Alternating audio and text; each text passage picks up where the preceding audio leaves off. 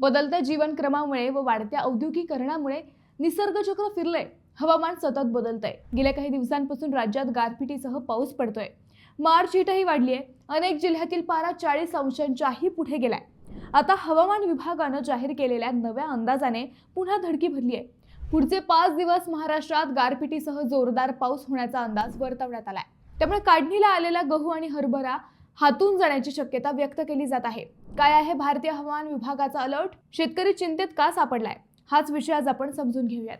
नमस्कार, मी अद्वैता आणि आपण पाहत आहात अहिल्यानगर लाईव्ह 24, नगरी घडामोडींचं परफेक्ट अनालिसिस. भारतीय हवामान विभागाने मराठवाडा आणि मध्य महाराष्ट्रात 29 मार्चला पावसाचा येलो अलर्ट जाहीर केला. विजेच्या कडकडाटासह वादळी वाऱ्यासह पावसाचा अंदाज सांगितला गेलाय.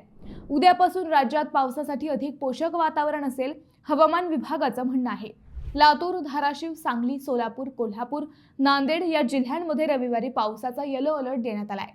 तर 30 मार्चला राज्यातील अनेक जिल्ह्यात वादळी वाऱ्यासह गारपीट होण्याचा अंदाज व्यक्त केला गेलाय.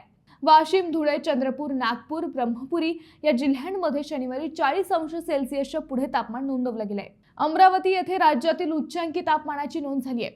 29, 30 आणि 31 मार्च दरम्यान राज्यात अवकाळी पावसाचे संकट कायम असेल. अमरावती येथे 41.2 अंश सेल्सिअस तापमान नोंदवले गेले.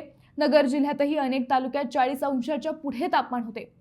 आता थेट 4 एप्रिल पर्यंत राज्यात पावसाची शक्यता वर्तवण्यात आली आहे. सतत पाऊस आणि गारपीट होत असल्याने शेतकऱ्यांचे मोठे नुकसान होत आहे. 1 ते 4 एप्रिल दरम्यान वादळी पावसाचे प्रमाण वाढण्याचा प्राथमिक अंदाज आहे. त्यामुळे या कालावधीत मध्य महाराष्ट्र, खानदेश, मराठवाडा आणि विदर्भातील ठिकठिकाणी हवामान ढगाळ राहील. दुपारनंतरचा वादळी पाऊस आणि काही ठिकाणी गारपीट होण्याची शक्यता सांगितली गेली आहे. हवामान खात्याच्या अंदाजानंतर शेतीच्या कामांनी वेग घेतला आहे. जो गहू हरभरा काढणीला आलाय तो काढण्यासाठी शेतकऱ्यांची धावपळ सुरू झाली आहे. सध्या हार्वेस्टरला प्रचंड मागणी वाढल्याने काढणीसाठी काही ठिकाणी अडचणी येत आहेत. ज्या ठिकाणी लहान क्षेत्र आहे तेथे शेतकरी स्वतः काढणी करून पिके सुरक्षित ठेवताना दिसत आहेत. वादळी पावसाच्या शक्यतेमुळे कृषी विभागानेही शेतकऱ्यांसाठी नवे अपडेट जाहीर केले आहे. रब्बी पिकांची काढणी केल्यानंतर काढलेली पिके सुरक्षित ठिकाणी साठवून ठेवावीत किंवा झाकून ठेवण्याची व्यवस्था करावी. तसेच वादळी वारे, पाऊस आणि संभाव्य गारपिटीपासून पिकांचे नुकसान टाळण्यासाठी आवश्यक ती खबरदारी घ्यावी, असे आवाहन कृषी विभागाकडून करण्यात आले आहे. मेघगर्जना आणि विजेच्या कडकडाटाच्या वेळी नागरिकांनी व शेतकऱ्यांनी स्वतःची तसेच पाळीव जनावरांची सुरक्षितता सुनिश्चित करावी. अशावेळी झाडाखाली, टीन शेड खाली तसेच विद्युत ट्रान्सफॉर्मर, वीज खांब आणि विद्युत वाहिन्यांच्या जवळ उभे राहणे टाळावे, असेही आवाहन करण्यात आले आहे. प्रादेशिक हवामान विभागाने दिलेली ही माहिती शेतकऱ्यांचं टेन्शन वाढविणारी ठरली आहे. नगर जिल्ह्यात तब्बल अर्ध्यापेक्षा जास्त शेतकऱ्यांचे गहू व हरभरा हे पीक शेतात उभे आहेत. ती काढण्यासाठी यंत्र किंवा हार्वेस्टर मिळत नाहीत.